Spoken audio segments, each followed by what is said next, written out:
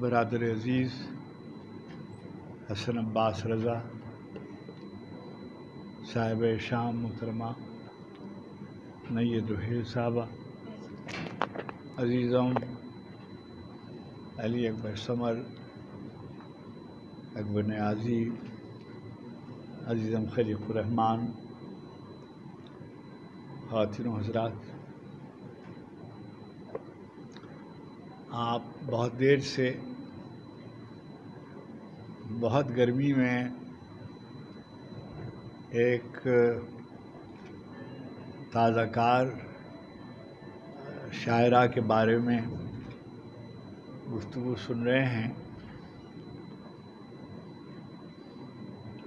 اور ستائش کی صورتیں بھی ہیں، گرفت بھی کی جا رہی ہے، مشاورت بھی، اور سب سے زیادہ ان کو مبارکباد کا محل ہے۔ ہمیشہ یہ بات میرے پیش نظر رہی کہ جو نئے لکھنے والے ہیں ان کو ان کی حوصلہ افزائی ہر صورت کی جانی چاہیے۔ تمام شعراء ایک ہی سطح کے نہیں ہوتے اور تمام شعراء مکمل بیان پر اور کلام پہ دسترس نہیں رکھتے۔ کسی کی کچھ خصوصیت ہوتی ہے، کسی کی کچھ خصوصیت ہوتی ہے، مگر آپ یہ دیکھتے ہیں کہ جو جوہر ہے کسی لکھنے والے میں وہ موجود ہے کہ نہیں ہے۔ بہت سے لوگ ہیں جو ساری زندگی شعر کہتے ہیں اور حرام ہے کہ اس پہ کوئی اچھا شعر نکل آئے اور آپ اس پر داد دے دیں۔ وزن میں ہوتے ہیں شعر اور مکمل شعر ہوتے ہیں، عروض کی پابندی کر رہے ہوتے ہیں، مگر کوئی رس نہیں ہوتا بالکل۔ یہ ارشد ملک یہاں سامنے بیٹھے ہوئے ہیں، یہ مجرم اول ہیں اس لیے کہ یہ میرے پاس تشریف لائے اور انہوں نے بیوی سے میرا تعارف کرایا، اور میں نے پہلے دن ان سے کہا کہ آپ کو چاہیے کہ آپ شاعری سے توبہ کر لیں، اس لیے کہ جو آپ کی غزل کی صورت احوال ہے وہ بالکل مناسب نہیں ہے، اور غزل بہت اچھا۔ اب مجھے تو کچھ ان کے بارے میں معلوم نہیں تھا، اور جیسے ہمارے دوستوں نے بتایا کہ مجھے رحیل کا تو بعد میں معلوم ہوا کہ رحیل جس زمانے میں پاکستان واپس آیا تھا برطانیہ سے، اس زمانے میں یہ حلقہ ارباب ذوق سے وابستہ تھے، اور جس زمانے میں اختر عثمان ہوتا تھا ادھر حلقے میں یہ اس کے جوائنٹ سیکرٹری وغیرہ ہوتے تھے، تو میں ان کو دیکھتا تھا اس زمانے میں، لیکن اس کے بعد میں نے ان کو نہیں دیکھا۔ یہ غالباً نیل سے کہ خوف سے باہر ہو گئے یا کیا ہوا۔ اچھا، میں نے دیکھا کہ یہ آدمی نہیں آ رہے، تو میں نے جب انہوں نے مجھ کو فون کر کے بتایا تو میں نے کہا نہیں، جس وقت تک آپ کے شوہر تشریف نہیں لائیں گے میں آپ سے بات نہیں کروں گا اس لیے کہ میرے مزاج کے خلاف ہے یہ بات کہ وغیرہ وغیرہ۔ تو پھر رحیل آئے اور ہماری بات ہوئی۔ دیکھیے، انہوں نے یہاں کہا گیا کہ انہوں نے تنہائی میں شعر لکھے، اور اس طرح کے جو لوگ ہوتے ہیں ان کے اندر ان کا ایک مسئلہ ہوتا ہے، ان کو یہ نہیں معلوم ہوتا کہ کیا لکھا جا رہا ہے ہمارے زمانے میں اور لوگ کیا لکھ رہے ہیں، یہ نہیں معلوم ہوتا۔ کتنے لوگ کہاں تک جا چکے ہیں، کتنی خواتین ہم سے بہتر لکھ رہی ہیں، کتنے لوگوں سے میں خود بہتر لکھ رہا ہوں یا لکھ رہی ہوں، اس کا اندازہ نہیں ہوتا۔ اس کا اندازہ آپ کو تبھی ہوتا ہے جب آپ یا تو آپ ادب سے اپنے آپ کو وابستہ رکھتے ہیں، کتاب پڑھتے ہیں، ادب پڑھتے ہیں، یا ادب لکھتے ہیں، یا ادب والوں سے آپ واقف رہتے ہیں۔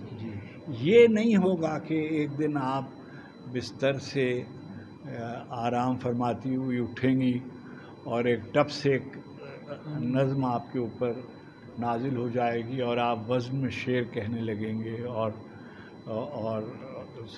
کتنا ہی اعلیٰ خیال ہوگا، آپ سے مطالبہ کرے گا کہ آپ پابندی کریں۔ اگر آپ غزل لکھ رہی ہیں تو آپ کو اس کی ردیف کی پابندی کرنی ہوگی، آپ کو قافیے کی پابندی کرنی ہوگی، آپ کو اوزان کی پابندی کرنی ہوگی، اور پھر جو بھی آپ کا تازہ خیال ہو، نئے سے نیا خیال ہو، مگر آپ کو جو اس فارم کی ریکوائرمنٹ ہیں وہ پوری کرنی ہوں گی۔ اب جیسے آپ نے ہائیکو لکھے، اب ہائیکو کا ایک فارم ہے اور اس کا ایک مثبت فارم ہے جس کو آپ آسانی سے کہتے ہیں 5-7-5، ٹھیک ہے؟ یعنی 5 سلیبل پھر 7 پھر 5۔ تو میں نے ان لوگوں کے خلاف ایک زمانے میں ہائیکو لکھا کہ لکھوں ہائیکو، سوچ رہا ہوں کب سے میں، لیکن کائے کو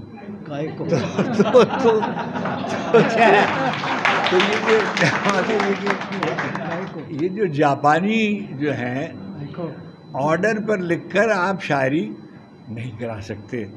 جاپانی سفارت خانے نے ٹھیکہ اس کا ہمارے دوست خاور اعجاز کو دیا ہوا تھا۔ جب تک وہ ٹھیکہ برقرار رہا، شہر میں ہائیکو لکھے جاتے رہے، اور اصغر عابد جی ہاں وہ مجھے یاد ہے۔ اچھا، تو یہ سب ہوتا ہے، تو اس طرح کی چیزیں جو بہت زیادہ چلتی نہیں ہیں، بہت اوپر سے جب کوئی چیز آپ مسلط کرنا چاہیں وہ نہیں ہوتی مسلط۔ اور اگر جان ہو، دیکھیے کتنا بڑا ادارہ تھا اوراق، وہاں سے انشائیہ لانچ ہوا، پھر وہ انشائیہ کیا ہوا کسی کو نہیں معلوم ہے، وہ پریڈ جسے کہتے وہ ہو گیا۔ اچھا، اب یہ جو نسی نظم ہے، وہ جو خاتون جو افسانہ نگار تھیں، مجھے ان کے نام سے آگاہی نہیں، میری محرومی، کیا آسمان، کیا ان کا نام، عثمان، انہوں نے ایک بات کہی تھی کہ جو نثری نظم ہوتی ہے اس کا بھی ایک آہنگ ہوتا ہے۔ جو پہلے جو 4 بڑے نثری نظم لکھنے والے تھے دنیا کے، وہ فرانسیسی میں نثری نظم لکھتے تھے، رامبو، میلاغویں، ویلری، ورلین۔ ان کے اتباع میں پاکستان میں نثری نظم لکھی جانے لگی۔ ابھی تک یہ جھگڑا طے نہیں ہوا ہے کہ پہلی نثری نظم احمد ہمیش نے لکھی تھی کہ قمر جمیل نے لکھی تھی کہ احمد مبارک نے لکھی تھی، کسی نے بھی لکھی ہو، مگر اب نثری نظم راسخ ہو گئی۔ راسخ کرنے والے جو لوگ تھے اس میں ذیشان ساحل، افضال سید، عذرا عباس، تنویر، انجم ہے نہیں، جی راشد صاحب نے کبھی نثر وہ آزاد نظم۔ اچھا، اب کیا ہے کہ ہمارے ہاں اس جیسے خراب غزل بہت لکھی گئی، اسی طرح سے خراب نثری نظم بھی بہت لکھی گئی، اس لیے کہ اس میں تو بس لکھنا ہی ہوتا ہے، یعنی بس آپ نے لکھنا شروع کر دیا اور وہ نثری نظم ہو گئی، اور کہہ دیا کہ یہ نثری نظم ہے، تو بس اب کس کی مجال ہے کہ وہ یہ کہے کہ یہ نثری نظم نہیں ہے۔ تو بہت سی خواتین اور بہت سے شاعر ایسے ہیں کہ جو اس طرح کی نثری نظم لکھتے ہیں، مگر جیسے جاوید شاہین ہیں، یوسف کامران ہیں، یعنی بہت اچھی نثری نظم لکھی ہے۔ تو میں نے ان کی نثری نظمیں دیکھی اور مجھ کو یہ لگا کہ نثری نظم کسی ایک،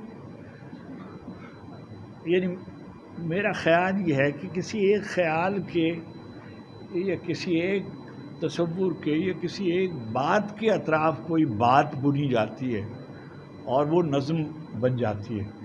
اچھا، سانس کا بھی ایک آہنگ ہوتا ہے، یعنی لوگ نہیں ابھی قاری صاحب قرآن حکیم کی آیتوں کی تلاوت کر رہے تھے، اگر وہ قرأت نہ بھی کر رہے ہوتے اور قرآن حکیم کی وہ آیتیں صرف تلاوت کی منزل میں ہوتی اور قرأت کی جا رہی ہوتی، تب بھی آپ محسوس کر رہے ہوتے کہ پروردگار عالم نے اس کو ایک لہن میں نازل کیا، اور اس کے جو آہنگ ہیں اس کے بارے میں چلیے وہ شرعی غیر شرعی باتیں نکلتی رہتی ہیں، لیکن اس میں ہم نہیں جاتے، مگر ہم یہ کہتے ہیں کہ جیسے نہج البلاغہ کی نثر ہے، اگر آپ وہ خطبات پڑھیے امیر المومنین کے تو آپ دیکھیں گے کہ وہ تمام کے تمام جو ہیں وہ ایک خاص طرح کے لہن میں ہیں، وہ باقاعدہ ایک طریقے سے بہت ہی اچھا. اس میں تو بعض جگہ تو جیسے قرآن حکیم میں ہی جسے آپ کہہ سکتے ہیں کہ قافیے کی پابندی، سورہ رحمان ہی آپ پڑھتے ہیں جیسے آپ دیکھتے ہیں تو ایک نغمہ، ایک لہن اس کا جو ہے وہ آپ کے اندر مرتب ہوتا ہے. اسی طریقے سے نثری نظم جو ہے اس میں بھی ایک یعنی یہ دیکھنا چاہیے کہ وہ کہاں پر مصرع ٹوٹ رہا ہے، کہاں پر آپ مصرے کو ختم کر رہی ہیں، آپ کی بات کہاں ختم ہو جانی چاہیے تھی یا نہیں ہوئی ہے تو کہاں، اور اس کو کتنا بڑھانا چاہیے تھا. یہ سب غور کرنے کی ضرورت ہے. یہ اب ایک سخت بات آپ سے کہنے کی ضرورت ہے. جب آپ نے یہ طے کیا ہے کہ پروردگار عالم نے آپ کو شاعر تو بنایا ہے، یعنی یہ میں آپ کو لکھ کر دے سکتا ہوں کہ آپ کے اندر ایک پیشن ہے اور ایک پاگل پن ہے جو آپ کو سے یہ شعر لکھوانے پر مجبور کرتا ہے. ظاہر ہے اس میں کوئی آپ کی ملازمت میں ترقی نہیں ہو رہی، معاشرے میں آپ کو کوئی سند نہیں مل رہی، آپ کو میاں جو ہیں وہ اضافی پیسے نہیں دے رہے وغیرہ وغیرہ. تو جب آپ یہ شعر لکھ رہی ہیں تو پھر آپ کو کم از کم یہ تو معلوم ہونا چاہیے کہ آپ کے زمانے میں زہرا نگاہ نے شعر لکھے تھے، لکھ رہی ہیں آپ کے زمانے میں. کشف ناہید شعر لکھ رہی ہیں. فہمیدہ ریاض نے آپ کے زمانے میں شعر لکھے تھے. ادا جعفری نے آپ کے زمانے میں شعر لکھے تھے. پروین شاکر نے آپ کے زمانے میں، سمینہ راجہ نے، یاسمین حمید نے، نسیم انجم بھٹی نے، عذرا عباس نے، تنویر انجم نے، ان سب لڑکیوں نے آپ کے سامنے شعر لکھے تھے. ان لوگوں کو تو چھوڑیے، لیکن کم از کم خواتین میں اگر آپ ان جذبات کی ترجمانی کرنا چاہتی ہیں تو آپ کو پتہ ہونا چاہیے کہ آپ سے پہلے کس کس طرح کے شعر لکھے جا چکے ہیں. آپ نے ابھی فیمنزم کی، آپ کو اس وقت بالکل بولنے کی اجازت نہیں، آپ نے ہماری جب اب ایک فیمنزم ابھی شروع بھی نہیں ہوا تھا پاکستان میں. ہماری ایک بچی تھی جو بہت ہی چھوٹی سی عمر تھی اس کی، عشرت انجم، جی ہاں عشرت آفرین. اور عشرت نے ایک نظم لکھی. میں اس زمانے میں ٹی وی میں کام کرتا تھا تو میں نے کسی سے کہا اس بچی کو بلاؤ. اس نے نظم لکھی تھی کہ میرا قد میرے باپ سے اونچا نکلا اور میری ماں جیت گئی. اچھا اب یہ جو آپ دیکھیے کہ جو سنگل پیرنٹ ہے اس پر اس قدر اچھی نظم میں نے یورپ کی بھی کسی زبان میں نہیں دیکھی. اسی طریقے سے فہمیدہ کی بے شمار نظمیں، عذرا کی بہت سی نظمیں ہیں. تو آپ کو چاہیے کہ ان لوگوں کو پڑھیں. ان کی نقل کرنے کے لیے میں آپ سے نہیں کہہ رہا ہوں، آپ اپنا ہی لکھیں جو آپ کے اللہ نے جو آپ کو ودیت فرمایا ہے، جو نعمت آپ کو دی ہے آپ اس کو استعمال کریں. مگر آپ کو معلوم ہونا چاہیے کہ بات کس کس طرح سے کہی جا سکتی ہے. ایک ہی طرح کے لفظ ہوتے ہیں مگر وہی لفظ اگر کسی اور ترتیب سے، میں بار بار ایک بات کہتا ہوں، وقت ہو رہا ہے نماز کا، میں آپ کو ایک مصرع سناتا ہوں. دل ناداں تجھے ہوا کیا ہے، غالب کا ایک بہت ہی مشہور مصرع ہے. دل ناداں تجھے ہوا کیا ہے. اب اس کے ٹکڑے کر لیجئے. دل ناداں ایک، تجھے دو، ہوا تین، کیا چار، ہے پانچ. اب یہ 5 ٹکڑے اس مصرے کے ہو سکتے ہیں. ہے ہوا کیا تجھے دل ناداں، یہ بھی وزن میں ہے ہوا کیا تجھے دل ناداں، ہوا کیا ہے تجھے دل ناداں، یہ بھی وزن میں ہے. دل ناداں ہوا تجھے کیا ہے، یہ بھی وزن میں ہے. مگر وہ کون سی بات ہے جو دل ناداں تجھے ہوا کیا ہے کو شعر بناتی ہے، اور جو مصرے ہیں وہ بالکل بھوسا نظر آتے ہیں. وہ ہے جو آپ کا ذوق شعری ہے، وہ آپ کے اندر کا شاعر بتائے گا کہ کہاں پر آپ کو رکنا ہے، کہاں پر آپ کو بڑھانا ہے. آپ کے کانوں میں میوزک ہونی چاہیے. یہ جو حسن عباس رضا ہے، ہم اس کا بہت، کیونکہ یہ مجھ سے چھوٹے ہیں تو میں تو مذاق ان سے نہیں کرتا ہوں، لیکن ان کے ساتھ والے ان سے مذاق کرتے ہیں جب یہ گاتے ہیں. لیکن ان کے اندر ایک نغمہ ہے، چنانچہ جب یہ غزل پڑھتے بھی ہیں تو ایسے معلوم ہوتا ہے جیسے گا رہے ہیں.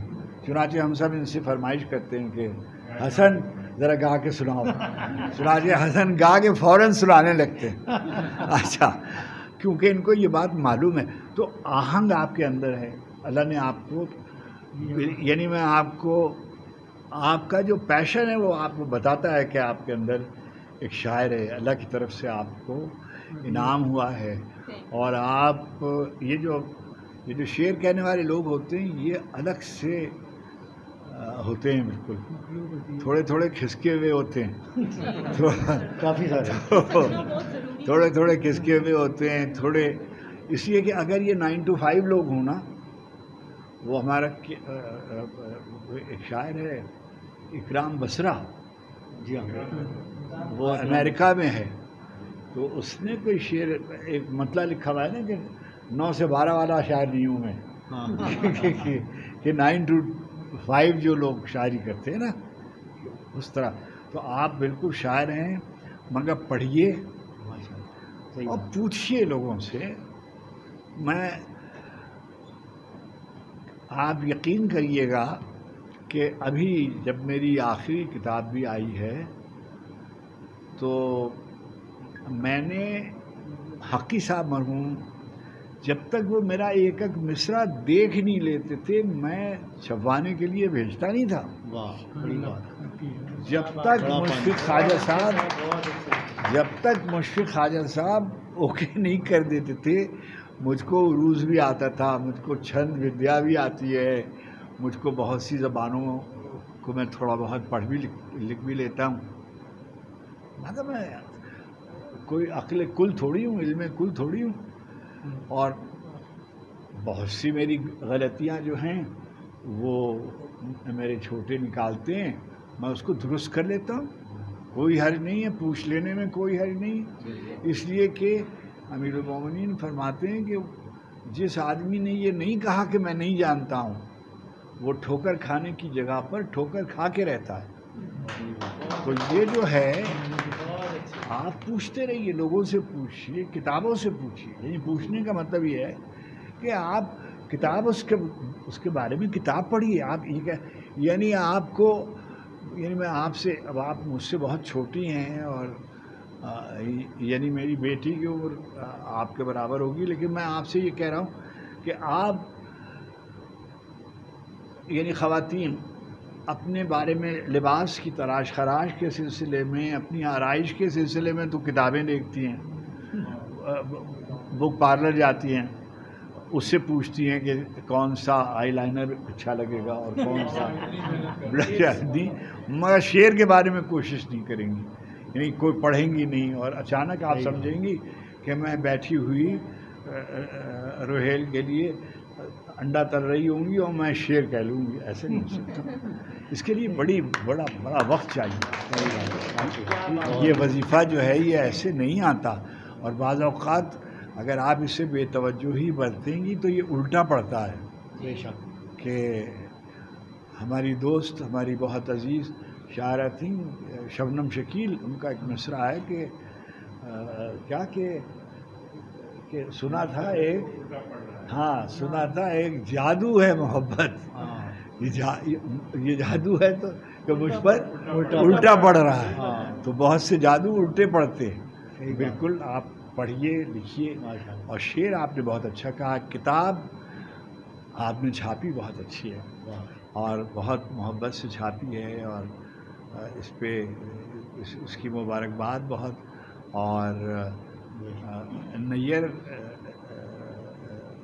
کی کتاب کی روہیل نے جتنی بے نیازی اس کی اشاعت سے پیشتر دکھائی تھی اس کا تدارک کر لیا ہے تو ان کو معافی ملنی چاہیے اور ان کو مبارکباد دینی چاہیے. بہت نوازش. بچوں کو بھی بہت مبارک. دیکھیے کسی بھی خانوادے کے لیے بہت اچھا. کتاب سے اچھا تعارف کیا ہو سکتا ہے. کوئی آدمی یہ کہے. میں دیکھیے ہماری پوتی ہیں وہ ایک دن آئیں اور آ کے انہوں نے اپنی دادی سے کہا کہ today I was visiting my library and I saw dada's book there. تو میری کتاب ایک ہے انگریزی کی 12th مین, وہ ان کی کتاب کی اس کی شیلف پہ کہیں لائبریری میں GCSE کورس میں ہے تو وہ ملی. تو بیٹے کتاب سے بڑا تعارف کوئی نہیں ہے اور آپ کو فخر کرنا چاہیے. یعنی بچوں کو اور بہنوں کو اور شوہر کو اور اہل خانہ کو دوستوں کو بھی فخر کرنا چاہیے کہ بھائی ان کے حلقۂ شناسائی میں ایک خاتون ایسی ہیں جو پاگل بھی ہیں اور شعر بھی کہتی ہیں. بڑی مہربانی.